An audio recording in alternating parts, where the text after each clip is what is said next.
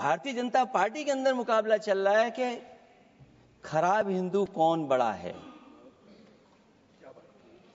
और ये बात अध्यक्ष महोदय मैं ऐसे ही नहीं कह रहा हूं। जो पार्टी ये कहती हो कि दुनिया की सबसे बड़ी पार्टी है, अध्यक्ष महोदय वो अपना राष्ट्रीय अध्यक्ष नहीं चुन पाए अभी तक। इस सामने जितनी पार्टियां हैं उनका राष्ट्रीय अध्यक्ष उन 5 लोगों को ही चुनना है परिवार के। हमें माननीय अध्यक्ष जी करोड़ों सदस्यों में से 12-13 करोड़ सदस्य प्रक्रिया कर चुनना है तो देर लगती है। आपके यहां जरा भी देर नहीं लगेगी। मैं अपमान नहीं कर रहा हूं, मैं सच बोल रहा हूं। और ये बिहार के चुनाव में जो आप कह रहे हैं कि महिलाओं को 2 मेंबर बना दिया, इस बार मैं भी देखूंगा आगे भारतीय जनता पार्टी कितनी महिला लोगों को टिकट देंगे वहां पर। और फिर धर्म कारोबार की बात है जो ये लोग गोली। अध्यक्ष महोदय मैं कार सेवक वाली बात इसलिए नहीं छेड़ना चाहता हूं। अध्यक्ष महोदय ये शायद माननीय सदस्य जानते नहीं कुछ सच्चाई नहीं जानते। अध्यक्ष महोदय ये संविधान की वजह से संविधान को बचाने के लिए, हिंदू एकता को बचाने के लिए कुछ फैसले लिए गए, लेकिन एफआईआर हम लोगों पे नहीं लिखी गई थी। एफआईआर उन पे लिखी गई थी जो बेचारे तैयार हो गए थे सुबह, लेकिन पता नहीं कहां से फोन आया था, कहा था कि अब तैयार तो हो गए हो लेकिन आप शिलान्यास में नहीं आ सकते। इसलिए बात को इधर से उधर नहीं में ले जाना चाहता। अखिलेश जी जरा वक्त पे भी आ जाओ। अच्छा वक्त पे आ रहा हूं। वक्त बिल के आने से पूरी दुनिया में एक गलत संदेश भी जाएगा। इससे देश की सेकुलर इमेज को बहुत धक्का लगेगा। वक्त बिल भाजपा की नफरत की राजनीति का एक और अध्याय है। मैं अंत में कहना चाहता हूं कि अभी तो आपने साथी संभाल लिए हैं, एक साथी तो मुझे दिखाई नहीं दे रहा। माननीय सदस्य श्री अखिलेश यादव जी।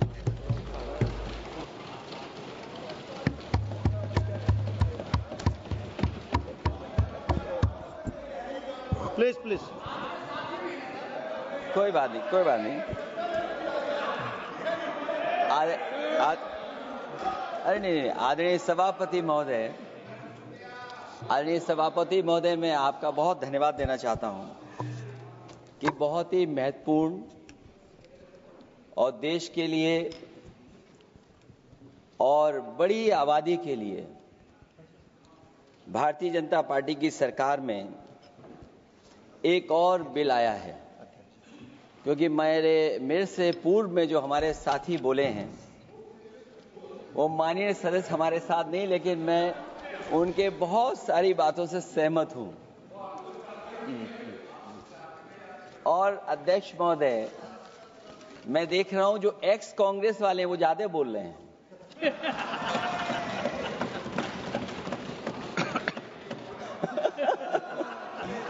आदरणीय अध्यक्ष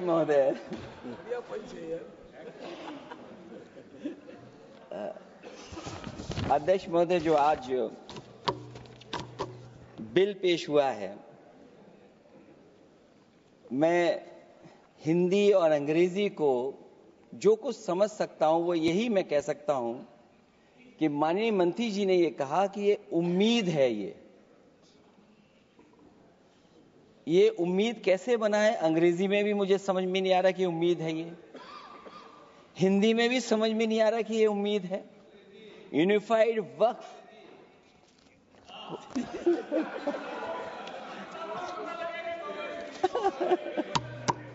अध्यक्ष महोदय यूनिफाइड वक्फ मैनेजमेंट अध्यक्ष महोदय मैं समझ सकता हूं कि मैं वो बात छेड़ना नहीं चाहता था, लेकिन क्या करूं, मजबूरी है अब। अध्यक्ष महोदय अभी माननीय सदस्य लोग ये कह रहे हैं कि हमारे सदस्य नहीं है यहां पर जो हमारे साथी हैं, लेकिन अध्यक्ष महोदय मैं ये कहना चाहता हूं ये जो बिल लाया जा रहा है, भारतीय जनता पार्टी में एक मुकाबला चल रहा है। भारतीय जनता पार्टी के अंदर मुकाबला चल रहा है कि खराब हिंदू कौन बड़ा है। और ये बात अध्यक्ष महोदय मैं ऐसे ही नहीं कह रहा हूं। जो पार्टी ये कहती हो कि दुनिया की सबसे बड़ी पार्टी है। अध्यक्ष महोदय, वो अपना राष्ट्रीय अध्यक्ष नहीं चुन पाए अभी तक। अध्यक्ष महोदय, भारतीय जनता पार्टी क्या है?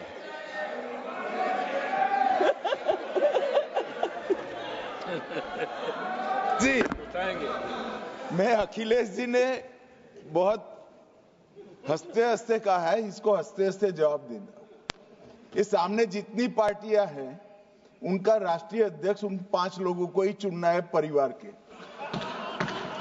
हमें माननीय अध्यक्ष जी करोड़ों सदस्यों में से 12-13 करोड़ सदस्य प्रक्रिया कर कर चुनना है तो देर लगती है। आपके यहां जरा भी देर नहीं लगेगी। मैं कह देता हूं अभी 25 साल तक आप अध्यक्ष हो जाओ, नहीं बदल सकता।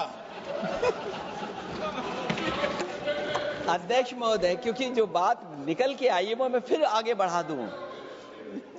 अध्यक्ष महोदय, जो बात सोशल मीडिया या और जगह गुपचुप हो रही है, कहीं ऐसा तो नहीं था कि अभी कुछ दिन पहले यात्रा जो हुई है वो कहीं 75 वर्ष की एक्सटेंशन वाली यात्रा तो नहीं थी? अध्यक्ष महोदय, ये जो इस बार जो वक्फ बिल आया है, नाकामी का पर्दा इस बार है वक्फ बिल। और नाकामी को एक आध नहीं है, मैं कई नाकामियां बता सकता हूं। अभी मैं माननीय सदस्यों को सुन रहा था, वो पुराने कई बिल उनके बारे में चर्चा कर रहे थे कि कितने प्रोग्रेसिव बिल लेकर के आए हैं। मुझे याद है, मैं उत्तर प्रदेश में उस समय था और मुझे लगा कि शायद इनकी वो बात ठीक होगी। एक ये बहुत तैयारी के साथ फैसला लेकर के आए थे और फैसला ये लिया था आधी रात के आज के बाद नोट नहीं चलेंगे, नोट बंद हो जाएंगे। अध्यक्ष महोदय, उस नोटबंदी नाकामी के बारे में भी तो चर्चा हो जाए कि अभी भी न जाने कितनी जगह पर कितना रुपया निकला जा रहा है, कितना निकल करके आ रहा है।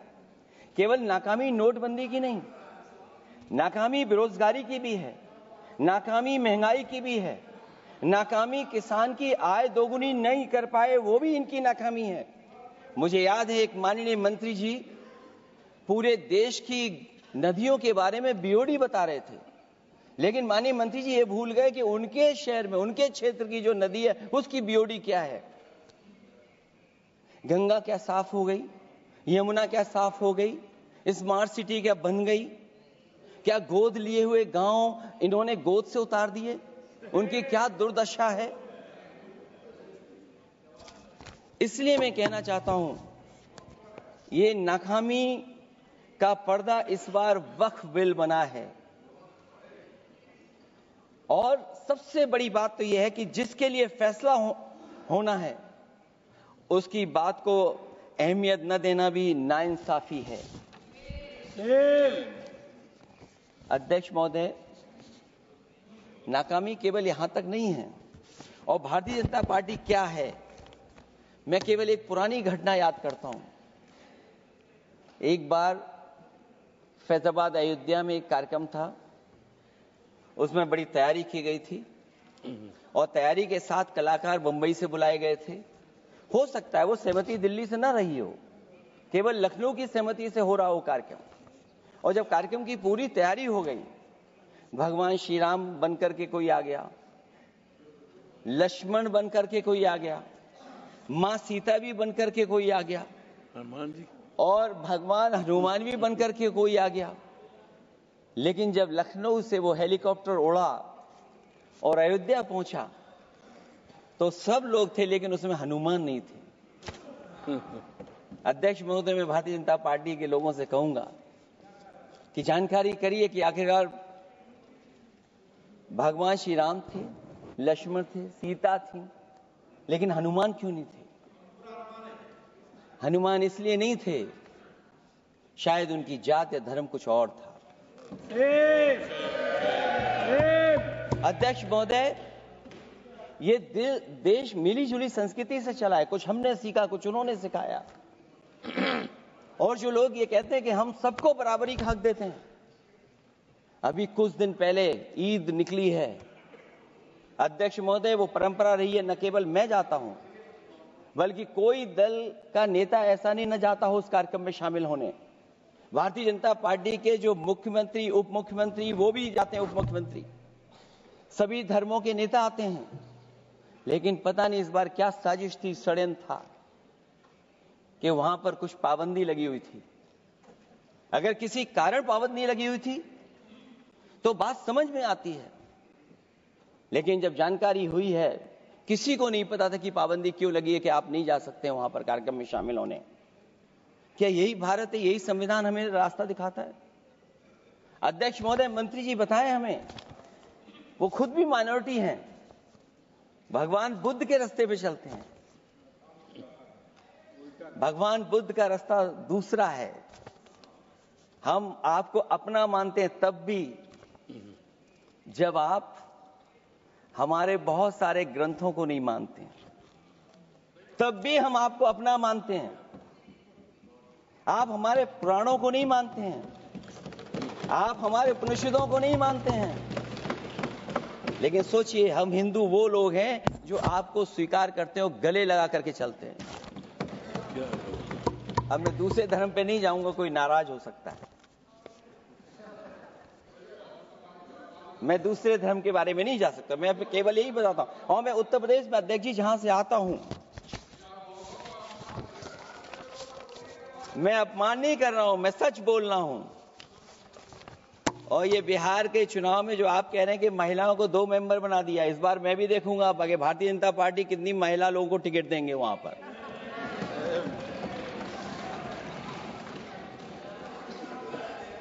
अध्यक्ष महोदय, भाजपा जब भी कोई नया बिल लाती है तो वो अपनी नाकामी छुपाती है। भाजपा वाले मुसलमान भाइयों की वक्फ की जमीन चिन्हित करने की बात कर रहे हैं, जिससे महाकुंभ में जो हिंदू मारे गए हैं या खो गए हैं, उनको चिन्हित करने की बात पर पर्दा पड़ जाए। अध्यक्ष महोदय, मुझे खुशी इस बात की कि हमारा धर्म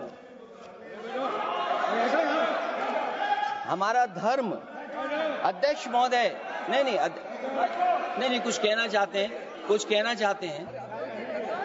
नहीं, प्लीज, उनको अलाउ नहीं किया। अध्यक्ष महोदय, कुंभ में आस्था सबकी है, कोई ऐसा नहीं जिसकी आस्था ना हो। और कुंभ कोई पहली बार नहीं हो रहा था।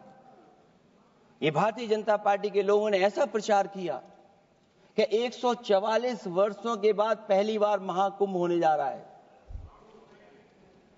और लोग निकल पड़े। सरकार ने कहा कि हमारी तैयारी 100 करोड़ की है। आप कहते टेक्नोलॉजी का हम इस्तेमाल करेंगे, जमीनों को हम मैपिंग कर करके डेटा एंड रिकॉर्ड ठीक करेंगे।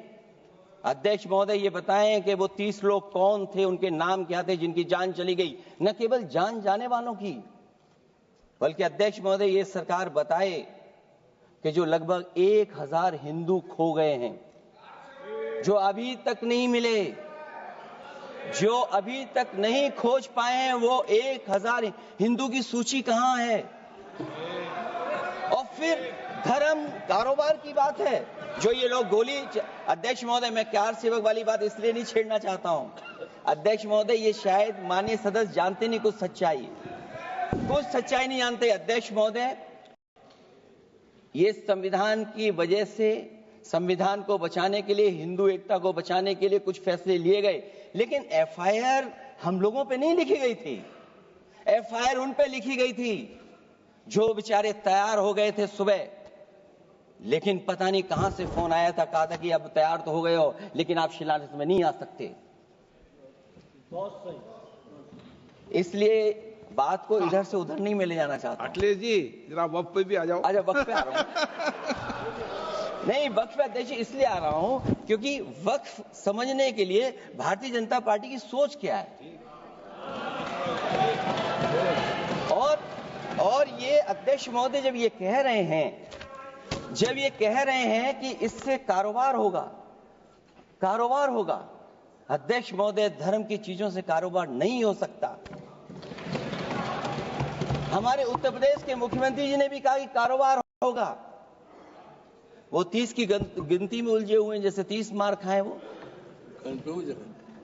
उनसे पूछा कि जान कितनी गई, वो 30।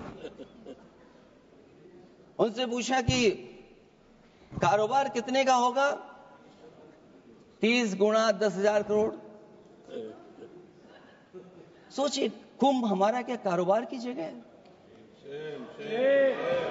और फिर उसका कौन नापेगा, कैसे नालाएगा? और फिर हमारे माननीय मंत्री जी कह रहे हैं कि जमीन, चाहे वो रेलवे की हो, चाहे वो डिफेंस की हो, वो भारत की जमीन है।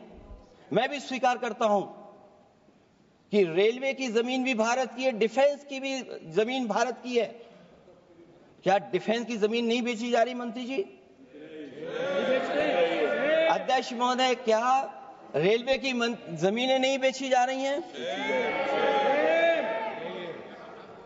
अध्यक्ष महोदय, केवल यहां तक नहीं, कितना हस्तक्षेप होता है। वक्फ भी भारत के, इसीलिए तो कहीं ना कहीं वक्फ की जमीन से, अध्यक्ष महोदय, माननीय मंत्री जी बताएं, और मुझे उम्मीद है कि जब जवाब देंगे तो बताएंगे कि वक्फ की जमीन से बड़ा मुद्दा वो जमीन है जिस पर चीन ने अपने गांव बसा लिए हैं। लेकिन कोई बाहरी खतरे पर सवाल बवाल न करे, इसलिए ये बिल लाया जा रहा है। और माननीय मंत्री जहां से आते हैं, जिस प्रदेश से आते हैं, कम से कम ये तो बताएंगे कि वहां कितने चीन ने गांव बसा लिए, घर बन गए हैं। अध्यक्ष महोदय, आपके माध्यम से सरकार गारंटी दे कि वक्फ की जमीन कभी भी किसी भी पैतरेबाजी से किसी और मकसद के लिए किसी और को नहीं दी जाएगी। वक्फ की वर्तमान व्यवस्था में चाहे 5 साल के धर्म पालन की पाबंदी की बात हो, या कलेक्टर से सर्वेक्षण के हस्तक्षेप की बात हो, या वक्फ परिषद या बोर्ड में बाहरियों को शामिल करने की बात हो, इन सब का उद्देश्य मुस्लिम भाइयों के सार्वजनिक अधिकार को छीनकर उनके महत्व और नियंत्रण को कम करना है। ट्रिब्यूनल के निर्णय को अंतिम न मानकर उच्च न्यायालय में लेकर जाने की अनुमति देना दरअसल जमीनी विवाद को लंबी न्यायिक प्रक्रिया में फंसाकर वक्फ भूमि पर कब्जों को बनाए रखने का रास्ता खोलेगा। सबसे बड़ी बात यह कि वक्फ बिल के पीछे की न तो नीति सही है, न नियत। ये देश के करोड़ों लोगों से उनके घर दुकान छीनने की भी साजिश है। भाजपा एक अलोकतांत्रिक पार्टी है, वो असहमति को अपनी शक्ति मानती है। जब देश के अधिकांश राजनीतिक दल वक्फ बिल के खिलाफ हैं, तो उसे लाने की जरूरत क्या है, जो जिद क्यों कर रहे हैं सरकार? वक्फ बिल का लाना भाजपा की सियासी हट है। वक्फ बिल भाजपा की सांप्रदायिक राजनीति का नया रूप है। वो तो आपको काटेगा, और इसलिए काटेगा कि अध्यक्ष महोदय बाहर ये लिखते हैं सत्यमेव जयते, बाहर है लिखते सत्यमेव जयते, भाजपाई अंदर असत्य बात कहते।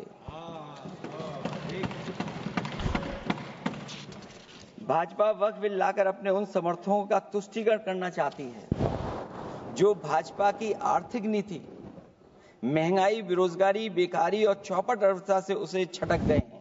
क्योंकि अध्यक्ष महोदय, जब से वोट में गिरावट आई है, और खासकर उत्तर प्रदेश में भी, तब से भारतीय जनता पार्टी की कोशिश है कि अपना वोट कैसे संभाला जाए।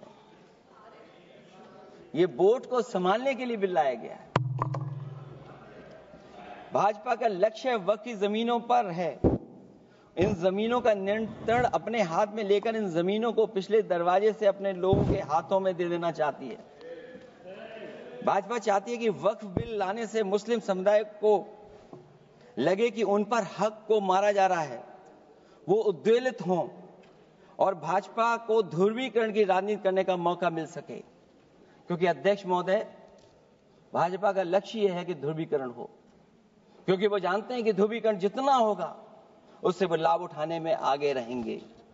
तो ये वक्फ बिल जो लाया जा रहा है, वो अपनी वोट बैंक को संभालने के लिए और समाज को बांट करके ध्रुवीकरण करके राजनीतिक लाभ लेने के लिए लाया जा रहा है।